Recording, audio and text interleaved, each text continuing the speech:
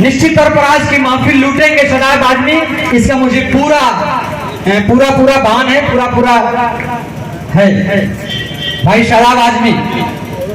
इसके बाद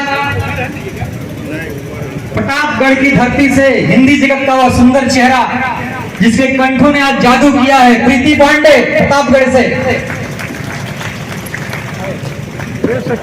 नहीं, प्रीति के लिए इतनी कम तालियां क्यों आ रही है भाई, समझ में नहीं आ रहा है।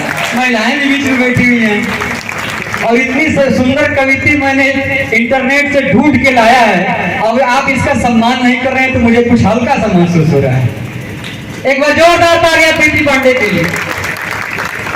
और एक कवि पत्थरों से तराश कर हमने लाया है, पत्थरों की धरती मिर्जापुर से नरसिंह साहसी, साहस के साथ हमारे बीच है।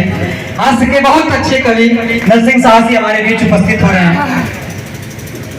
और भाभा वाली लाठी बा झुके न देला देश का झंडा, गाजीपुर का माटी बा, गाजीपुर का माटी बा।